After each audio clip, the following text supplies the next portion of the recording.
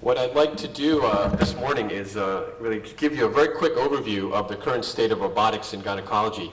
It's really interesting. It seems as if Southeast Michigan is sort of the birthplace for a lot of robotics. Listening to what Dr. Menon was doing at Henry Ford, I spent the better part of my formative career, a little over a decade, at the University of Michigan. And in 2001, that's when my team, at around the same time, started to develop the applications in gynecologic surgery. So it's interesting to see a lot of the parallels that have happened through the years. So currently I reside in Celebration Health, Florida, which is about a 200-bed hospital, but it's basically a niche specialty surgical hospital that has really become, over the last 2 years since I've moved down there, one of the leading centers for gynecologic robotic surgical training. And we do that out of our Nicholson Center for Surgical Advancement. These are my pertinent disclosures for this presentation, the most pertinent of which is the fact that I've been consulting with Intuitive Surgical for about the last 10 years. But really the question here is, where is robotics in women's health in the area of gynecology? Certainly we've seen an evolution in our surgical procedures through the years, all the way from the traditional open and vaginal surgeries to the completely laparoscopic hysterectomy, all with the goal being to eliminate the abdominal hysterectomy approach. This has been possible because of all the technological advancements in minimally invasive surgery. But what's interesting is despite all of that, this is the conundrum that we've been in as gynecologic surgeons.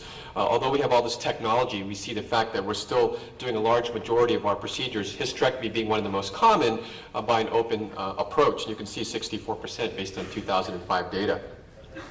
It's interesting in that in 1992, our specialty looked at laparoscopy as being gimmicky, something that had no value. Approximately 18 years later, those very same key opinion leaders revisited this question and actually said, you know what, we were wrong. This is actually a technology that has merit. There are standards of care that have been established in our specialty, and yet it has not been fully adopted. It's almost to the point that if you compare it with cholecystectomy, which was born around the same time as the laparoscopic hysterectomy, you see nearly 90% adoption in the curve here, whereas with hysterectomy, we're just hovering around 20%. Cochrane databases, major societies have all put forth edicts saying that we need to be less invasive with our cases. The opinions of gynecologists are that they want to be less invasive. This was a survey done amongst practicing gynecologists, and they would recommend having a less invasive hysterectomy, not only for themselves, but for their significant others. And yet, we have this conundrum, this difficulty with becoming less invasive. And this is really where robotics is really coming into play, because we face all these obstacles in our specialty on a day-to-day basis. This is the current state of gynecologic surgery in the US, as well as in many parts around the world. And you can see that robotics has really been, for us, an opportunity to answer some of those obstacles, to address them, and hopefully take something that's a very commonly performed procedure like hysterectomy and make it less invasive. And I think we've been relatively successful at doing that over the last several years. As you can see with the evolution of the robot, particularly the Da Vinci surgical system, it was in 2005 that we obtained official FDA approval for robotics. And it's from that point forward, despite having been in this arena since 2001, that we really started to see an impact of this technology in our specialty.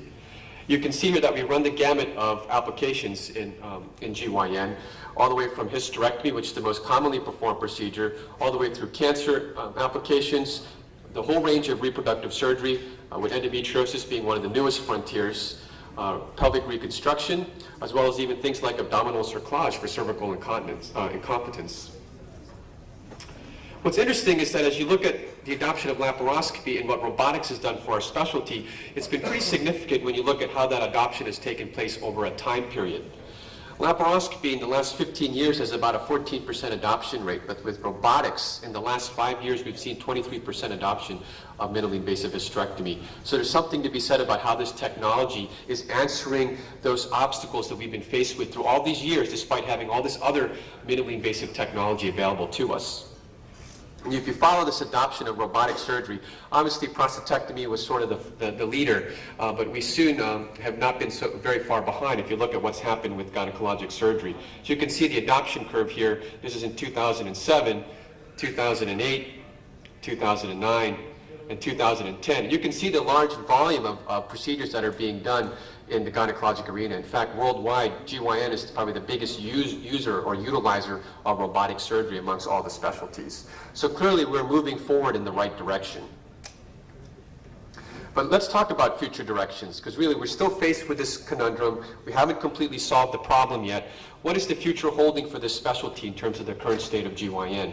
Certainly what we're looking for are trying to address some of the new limitations that have been born out of the fact that we've been utilizing robotics. We realize now that there are still many technical and procedural limitations to understand. Cost is very big for us. Understanding training and learning curves, the whole credentialing and privileging, something we'll talk about over the next couple of days, has become a big issue in our specialty, as well as really creating a better understanding of the data that we have collected thus far. Certainly one of the things as gynecologists that we're excited about is the recent FDA approval of a vessel sealer, something that many of us have been utilizing for years with a conventional laparoscopic platform. Now we see that being answered with robotics. Certainly things like fluorescence imaging has a big potential in our specialty, particularly in the area of sentinel node mapping in the oncologic arena, but also with endometriosis identification. In the US, 10 million women are diagnosed with endometriosis per year, and this certainly holds some potential value in terms of helping facilitate the identification and the treatment of endometriosis. You know, one of the biggest alphabet soups that we deal with right now in conventional laparoscopy and gynecology is this sudden burst of single port surgery in the conventional laparoscopic arena. There's SPA, there's SILS, there's less. What we're realizing is it's quite difficult to do and really requires a high level of skill to go from multi-incisional surgery to single incisional surgery. This is really where we're seeing robotics being adapted to this concept, as was discussed by my colleague prior to me. The whole idea of single-site robotics is something we're very much looking forward to, and with the recent FDA approval for general surgery in the US, we're very much awaiting its applications in gynecology to see where it will fit in to answer some of those questions that we're being faced with. Of course, cost is front and center, particularly in my specialty where we're seeing declining reimbursements for the procedures that we do. My biggest fear in gynecology is that we'll be given to us a technology that has the potential to revolutionize how we take care of women, but because of declining reimbursements and the way our specialty is handled from a payer perspective, we may not be able to utilize this technology. So that's something I'm quite fearful of. Certainly there are a lot of articles that are coming out looking at how we can best implement this technology in women's health. And certainly we've learned that we need to look beyond the four walls of the operating room and look more at the quality of life and the societal impact that this has to the working mother, to the spouse, to those individuals that need to get back into society much quicker than they have in the past. You know, this whole idea of hospital credentialing and privileging is also becoming a huge concern in our specialty. Through one of our largest minimally invasive surgical organizations, the AAGL, we're already developing guidelines that we want to put forth regarding how to properly credential and privilege in our specialty, as well as maintain those privileges. This is being done through a special robotics interest group. Surgical simulation, another area where we're very hopeful that we can utilize this not only to help with credentialing and privileging, but also to develop both task as well as procedure-based simulation, to expand not just with hysterectomy, but also with things like myomectomy, pelvic reconstruction, endometriosis resection. Again, the platforms for applying robotics in our specialty are quite limitless in terms of the number of procedures that can potentially be done. Certainly our American College of OBGYN is watching this very closely. They're watching what we've accomplished so far, the hurdles that we're faced with, and they're constantly pushing us to be very critical at this technology as it evolves, to look at where is its appropriate application, to look at outcomes and to determine the best way to do this and implement it in a cost-effective fashion. As you can see, we're working very much in that direction, following what our American College of OBGYN has asked us to do. As you can see, in terms of number of publications through the years, they've certainly grown, many of which have been very impactful and have really revolutionized how we view the application of robotics in GYN surgery. So with that, I'm very hopeful, because we're rapidly evolving as a specialist and a specialty that's utilizing robotics, and I'm very excited about what the future holds and what the current state of robotics is in women's health. Thank you.